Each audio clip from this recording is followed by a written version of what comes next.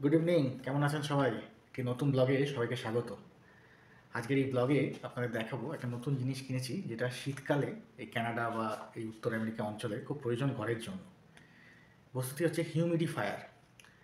তো এই যে বাড়িগুলো এখানে যেভাবে তৈরি, এখানে শীতকালে পুরো হিটিং সিস্টেম ভেতরে থাকে, যার জন্যই আমরা এখানে সাধারণ জামাকাপড় পরে এই ঘরের মধ্যে দাঁড়িয়ে আছি।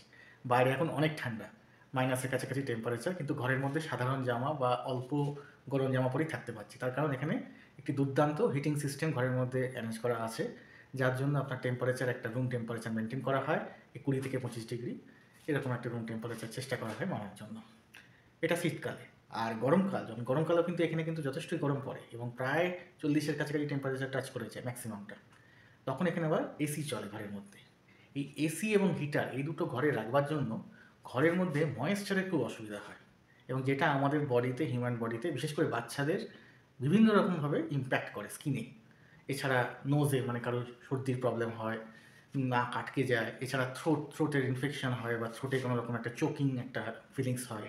এই ধরনের বিভিন্ন রকম অসুবিধা হয়, যার জন্য একটা অসুবিধা ফিল করি আমরা, কারণ ময়েশ্চারটা এখানে মেনটেন হয় না। হিটিং সিস্টেমের জন্য বুঝতেই পারছেন প্রচণ্ড ড্রাই হয়ে যায়, আর এসিতেও তাই ড্রাই হয়ে যায়। বাইরের যে ময়েশ্চার সেটা ঘরের মধ্যে থাকে না, এবং ঘরের মধ্যে ময়েশ্চারটা কমে গিয়ে এই ধরনের নানা রকম সিস্টেম করে। শুধু মানুষের না, অন্যান্য যদি আপনাদের এখানে কাঠের ফার্নিচার থাকে, সেই কাঠের ফার্নিচারেও নানা রকম সমস্যা দেখা যায় এই ময়েশ্চারের পরিমাণটা কম থাকার জন্য। তো সেই মানে গ্যাপটা ফিল করার জন্য এখানে অনেকেই হিউমিডিফায়ার একটা যন্ত্র কিনে। হিউমিডিফায়ারের প্রধান কাজ যে হিউমিডিটিটা এখানে মেনটেন করা। এর মধ্যে একটা ভেপার তৈরি হয়, যেটা হিউমিড একটা এনভায়রনমেন্ট তৈরি করে। সেই হিউমিড এনভায়রনমেন্টটা ঘরের তাপমাত্রার সাথে তার যে আর্দ্রতা, হিউমিডিটি, সেইটাকে একটা ব্যালেন্স করে চলে, যেটা আমাদের স্কিনকেও অতটা অ্যাফেক্ট করে না, এবং শরীরে যে সমস্ত যে স্কিনের প্রবলেমগুলো হয় বা কোনো অ্যালার্জি হয় বা এই যে যেগুলো বললাম, এগুলো মোটামুটি কম হয়। ড্রাইনেসটা কম হয়, আপনার স্ক্যাল্পও সেভাবে ড্রাই হয় না, ফলে মাথায় খুশকি কম হয়। এই ধরনের জিনিসগুলোকে মেনটেন করা যায়। তো এই শীতকালে আমি এবারে একটি হিউমিডিফায়ার কিনেছি, তো সেটাই আনবক্সিং করবো আজকে। আমার কাছে একটা নতুন অভিজ্ঞতা, ইন্টারনেটে দেখলাম, বন্ধুবান্ধবের কাছে একটু খোঁজখবর করে একটা কিনেই ফেললাম। তো আশা করি এটা আমার উপকারী লাগবে, তাই আপনাদের সাথে ভিডিওটা শেয়ার করছি। আশা করি আপনাদের এই ইনফরমেশানটা কাজে লাগবে, এবং আপনাদের প্রয়োজন মনে করলে আপনারা এটা কিনতে পারেন। খুব বেশি দাম না, রিজনেবল দামে, কিন্তু অনেক সমস্যার সলিউশন হয়ে যাবে এতে। চলুন দেখি আজকের এই হিউমিডিফায়ার যন্ত্রটা কী এবং কীভাবে তার অপারেশন হয়। এই হলো হিউমিডিফায়ার। সাইজ ছোট, আপনার ছোট ঘরের জন্য এরকম একটি সাইজ যথেষ্ট। এরকম তার ছবিটা। এটা হানিওয়েল বলে একটি কোম্পানি, মোটামুটি ব্র্যান্ডেড একটি কোম্পানি, যেটা রিলাই করা যায়। সেই হানিওয়েল কোম্পানির এই হিউমিডিফায়ার। এটা কুল মিস্ট। এখানে অনেক রকম ভ্যারাইটি হয়, কিছুটা হয় কুল মিস্ট, কেউ হয় ওয়ার্ম মিস্ট, এছাড়া আল্ট্রাসাউন্ডের হয়, বিভিন্ন রকম হয়, এবং তাদের এক একজনের অপারেশন এক এক রকম, এবং তার মেনটেন্যান্সও এক একজনের এক এক রকম। অনেক রকম ফিল্টার থাকে ভেতরে, সেই ফিল্টারগুলো আলাদা করে মেনটেন করতে হয়। তা আমি এত ঝামেলায় না গিয়ে একদম সাধারণ সিম্পল, যেটা আমার জন্য অত প্রবলেম করবে না, মেনটেন্যান্স করবে না, তাই ফিল্টার ফ্রি যেটা লেখা আছে দেখতে পাচ্ছেন, এইরকম একটি জিনিস কিনেছি, যেটাতে আমার ফিল্টারে আলাদা করে মেনটেন্যান্স করতে হবে না, অথচ আমি যেটুকুনি আমার দরকার এই আর্দ্রতাটা মেনটেন করার জন্য সেটা পেয়ে যাব। তো ওভারঅল এই বক্সটা এরকম দেখতে, অনেকগুলো ছবি এদিক ওদিক করে আছে। তো এটাকে এবার আনবক্সিং করবো। আমার কাছে প্রথম অভিজ্ঞতা, দেখবো জিনিসটা কীরকম। আজকেই এটা কিনেছি, এবং আমি অফলাইনেই কিনেছি, আপনি অনলাইনেও দেখতে পারেন। এখানে যে অ্যামাজন আছে বা অন্যান্য যে অনলাইন ওয়েবসাইটগুলো আছে, সেখানেও পাওয়া যায়। ডিল চললে তো খুবই ভালো। আমি কোনো ডিলে যাইনি, আমি এখানে নর্মাল স্টোর থেকে কিনেছি। চোখে দেখলাম, প্রথমবার অভিজ্ঞতা, তো দেখলাম পেয়ে গেলাম, তো কিনে এনেছি। চলুন দেখি এটা কীরকম আনবক্সিং করে। ফার্স্ট লেয়ার আনবক্সিং করলাম, তাতে একটা ইউজার গাইড বা ইউজার ম্যানুয়াল এরকম আছে, সেটা পরে পড়ে দেখবো কীরকমভাবে অপারেট করতে হয়। আর তার মধ্যে অনেক রকম প্যাডিংয়ের জন্য জিনিসপত্রগুলো আছে। এবার আস্তে আস্তে এগুলোকে খোলার চেষ্টা করি। সুন্দর প্যাকেজিং, খুব সুন্দর, যাতে বাইরে থেকে কোনো রকম ইম্প্যাক্ট না হয় ভেতরের জিনিসটার মধ্যে। সুন্দর প্যাকেজিং, কোনো অসুবিধাই হবে না। আপনি অনলাইনে অনায়াসে অর্ডার করতে পারেন। আশা করি এই প্যাকেজিং যথেষ্টই প্রোটেকশান দেবে। বেশ মোটা একটি কভার করা, বেশ শক্ত সমস্ত একটি কভারেজ। এখানে রাখি সাইডে, আর জিনিসটা এইরকম, ইলেকট্রিকে চলে, তার জন্য একটা প্লাগ পয়েন্ট দেওয়া আছে। চলুন এটাকে আগে খুলে দেখি। আনবক্সিংয়ের পর এই হচ্ছে ফার্স্ট লুক। জিনিসটা এইরকম সাইজ, মাটি থেকে এই 1 ফিটের মতো হাইট কাছাকাছি, পুরো 1 ফিটও হয়তো হবে না, 10 ইঞ্চি ধরে নিন, মাটি থেকে এরকম 10 ইঞ্চি হাইট, উইথ তো বেশি না। তাহলে খুব পোর্টেবল, যে কোনো ঘরের যে কোনো কর্নারে রাখতে পারেন, যেখানে আপনি বসবেন তার আশেপাশে বা যেখানে আপনি শোবেন তার আশেপাশে রাখতে পারেন, খুব একটা জায়গা কভার করবে না, সেদিক দিয়ে খুবই ভালো, ছোটো সাইজ। এখানে একটি রেগুলেটর আছে নব, যেটা এই মিস্ট যেটা বেরোবে, মানে ভেপার যেটা বেরোবে তার স্পিডটা বা এটাকে কন্ট্রোল করবে, কত স্পিডে এটা বেরোবে বা কিছু। এই লো থেকে হাই অবধি করা আছে, এটাকে ইজিলি আপনি নাড়াতে পারবেন এরকম। আর অফ করারও ব্যাপার আছে, এখানেই অফ। এবার ওপরটা খুলি, ওপরটা কীরকম দেখি। এইরকম পুরো লুক অ্যান্ড ফিল। ওপরটা মনে হচ্ছে একটি জলের চেম্বার, যেখানে জলটা থাকবে, আর সেই জলটাই ইলেকট্রিসিটির মাধ্যমে হিট হবে, হিট হয়ে ব্যাপারটা জেনারেট করবে। সিম্পল টেকনোলজি, ওটা কমপ্লিকেটেড কিছু নেই। আমাদের দেশে যেমন কেটলিতে জল ফুটিয়ে ভেপার তৈরি করা হয়, এটাও তাই। এই ইলেকট্রিক কেটলির একটি আধুনিক সংস্করণ, কিন্তু এই ভেপারটা কন্টিনিউয়াসলি একটু স্পিডে বেরোবে, তার একটা ব্যাপার। এই দুটো সেপারেট সেকশন, এইটা বেসে এই রেগুলেটরটা আছে, আর বেসটাই ওপরের চেম্বারটাকে লিফট করে দাঁড় করিয়ে রেখেছে। আর এইটা হচ্ছে ওপরের চেম্বার, এটাকে জাস্ট আমি উল্টে রেখেছি, মানে টপ ডাউন। এইটা হচ্ছে টপ পোর্শন, আর এটা উল্টে রেখেছি। এখানে দেখছি একটা খুলবার জায়গা আছে, এখান দিয়ে আপনাকে জলটা ভরতে হবে। জলটা ভরলে এই চেম্বারে জলটা থাকবে। এখানে অ্যারো দেওয়া আছে কোন দিক থেকে কোন দিকে খুলবে, সেই অ্যারো দিয়ে খুলতে হবে, তাহলে পুরো চেম্বারটা খুলে যাবে।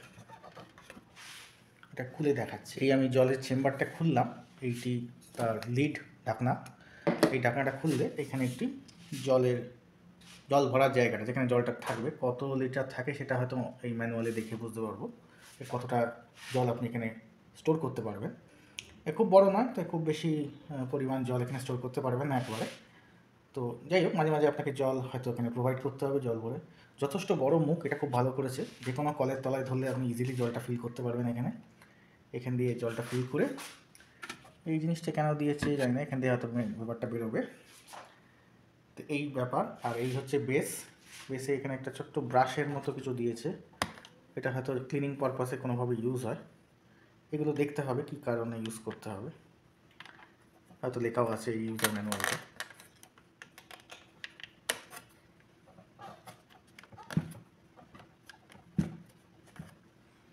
তো এইটা জাস্ট লাগিয়ে জলটা ভরে আপনি লিডটা আটকে দেবেন।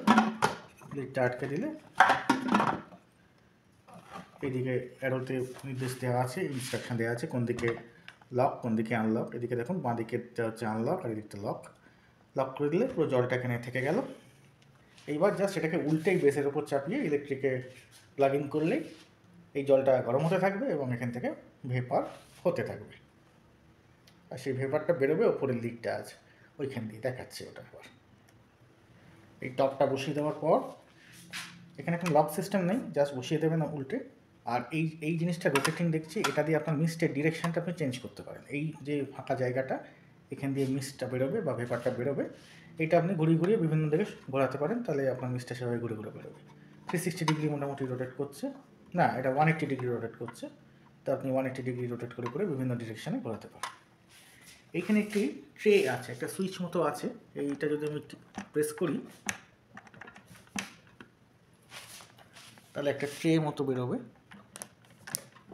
না, এই ছোট্ট ট্রেটা ওখানে রাখা আছে, এইটার মধ্যে আপনি কোনো এসেনশিয়াল অয়েল সেগুলো দিতে পারেন, যার থেকে একটা সুন্দর সুগন্ধও আসবে। আপনি যদি অয়েল মিক্স করেন তাহলে সেই সুগন্ধটা ওই ভেপারের সাথে মিক্স হয়ে আপনার ঘরে একটা বেশ সুন্দর ফ্র্যাগনেন্স বা সুগন্ধ ছড়াবে। এটা অপশনাল, আপনি দিতেও পারেন নাও দিতে পারেন, এটা কোনো কার্যকারী নেই। বাট এই ফ্র্যাগনেন্সটা যদি আপনি এনজয় করতে চান তাহলে এখানে এসেনশিয়াল অয়েল, যেগুলো বাজারে খুব সহজেই পাওয়া যায়, সেটা এখানে অ্যাড করতে পারেন। এই ফেসিলিটিটাও দিয়ে রেখেছে। ছোট্ট একটি ট্রে, যেটা এই পয়েন্টে জাস্ট ইনজেক্ট করে দিলেই হবে। এইভাবে প্লেস করে একটু পুশ করলে ওটা ইনজেক্টেড হয়ে যাবে। ইনস্ট্রাকশন ম্যানুয়ালটা কিছুটা পড়লাম, বেসিক আইডিয়া যেটা জানতে পারলাম, এটা হচ্ছে লাগাবার আগে কর্ডটাকে পুরো খুলে নিতে হবে। কর্ডটা তো একটা দড়ি দিয়ে এখানে বাঁধা ছিল, এটাকে ফুল লেন্থ কর্ডটাকে পুরো খুলে নিতে হবে, তারপর সেটা প্লাগ ইন করতে হবে ইলেকট্রিক্যাল সকেটের সাথে, নাহলে ইলেকট্রিক্যাল কোনো হ্যাজার্ডস হতে পারে। তো এইবার আমি এটাতে জল ভরবো, ভরে একবার ট্রাই করে দেখি এটা আদৌ অপারেশনাল কিনা। যা সমস্ত বেসিক চেকিং পয়েন্টসগুলো বলেছে ইনস্ট্রাকশন ম্যানুয়ালে, যে প্লাগ ইন করার আগে কিছু চেক পয়েন্টস আছে যেগুলো দেখে নিতে, যে কোথাও কোনো ড্যামেজ আছে কিনা, ডিফেক্ট কিছু আছে কিনা, সেগুলো একবার চেক করে নেব, করে তারপর এটাকে প্লাগ ইন করে দেখি যে আদৌ এটা অপারেট করছে কিনা ঠিকঠাক। আমি এই ট্যাঙ্কে জলটা ভরে নিলাম। এখানে মনে রাখতে হবে সবসময় কোল্ড ওয়াটার ভরতে, কখনোই ওয়ার্ম ওয়াটার বা হট ওয়াটার ভরবেন না। এটা যেহেতু কুল মিস্ট, এখানে কিন্তু ওয়ার্ম ওয়াটার ভরলে খারাপ হয়ে যাবে। তো এই ক্যাটাগরির যে হিউমিডিফায়ারটা, কুল মিস্ট হিউমিডিফায়ার, এখানে সবসময় আপনাকে কোল্ড ওয়াটার ভরতে হবে, এটা সবসময় খেয়াল রাখতে হবে। তো কোল্ড ওয়াটার ভরে নিয়েছি। এইবার এই যে লিডটা আছে, ঢাকনাটা আছে, এটা এখানে লিডটা দিয়ে এটাকে পুরো লক করে দেবো, এটা দিয়ে লক করে দেবো। লিডটা লাগিয়ে দিলাম, তো ট্যাঙ্কটা লক হয়ে গেল। এইবার এটাকে আপসাইড ডাউন করে এই বেসের ওপর জাস্ট বসিয়ে দিতে হবে, তাহলেই এটা সেটিংটা হয়ে যাবে। এই সেটিংয়ে বসিয়ে দিলাম, ওপরটা জাস্ট উল্টে। এই নিচের বেস পোর্শনে একটা রিজার্ভয়ার আছে, ট্যাঙ্ক মতো। এই ওপরের ট্যাঙ্ক থেকে জলটা নিচের ট্যাঙ্কে চলে যাবে, আর সেখানেই জিনিসটা এরকম মিস্টে পরিণত হবে হিটিংয়ের মাধ্যমে, তারপর মিস্টটা বেরোবে। তো এখানে দুটো ট্যাঙ্ক আছে, একটা হচ্ছে ওপরের ট্যাঙ্ক, যেটা সবসময় ভরতে হবে জলটা বাইরে থেকে, আর সেখান থেকে এই জলটা ওপর থেকে নিচের রিজার্ভয়ারে চলে যাবে। এইবার এটাকে জাস্ট প্লাগ ইন করলেই এটা অপারেট করতে শুরু করবে। আমি ইলেকট্রিক্যাল সকেটের সঙ্গে এটাকে প্লাগ ইন করে দিলাম। এইবার এটা অফ পজিশানে আছে, এটাকে অন করব। নিচের এই যে নবটা আছে রেগুলেটর, এটা এখন অফ পজিশানে আছে। এটাকে যদি আমি অফ থেকে অন করি, তারপরে আস্তে আস্তে এই স্পিডটা বাড়াই, তাহলে এটা বাড়তে থাকবে। এই অন হলো, একটা গ্রিন লাইট ইন্ডিকেটার জ্বলতে থাকলো, এটা হচ্ছে অন পজিশন, মানে অন হয়েছে। এইবার আমি যদি এটাকে একটু বাড়াই, তাহলে আস্তে আস্তে অন হবে। এই দেখুন, এখান থেকে মিস্ট বেরোতে থাকছে। দেখাতে পাচ্ছি কি না জানি না, তবে একটা মিস্ট এখান থেকে বেরোচ্ছে, দেখা যাচ্ছে একটা ধোঁয়া, একটা মিস্ট, অল্প হলেও বোঝা যাচ্ছে যে মিস্টটা বেরোচ্ছে। এটা যতটা স্পিডে করবো তত বেশি বেরোবে। এই যে স্পিডটা বাড়ালাম, তো স্পিডটা বাড়ছে।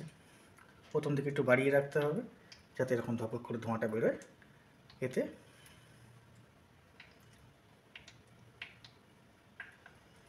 এটা আপনি ঘোরাতে পারেন মুখটা, তাহলে বিভিন্ন দিকে ঘুরে ঘুরে মিস্টটা বেরোবে। তো এইভাবে জিনিসটা অপারেট হয়।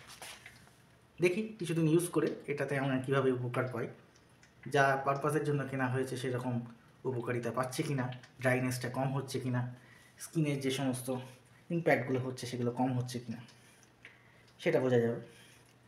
এখানে বলা আছে এটা 24 আওয়ার্সই চালানো যেতে পারে, কিন্তু ক্যাপাসিটি অনুযায়ী কম চালানোই ভালো। ছোট কতটা ক্যাপাসিটি জানি না।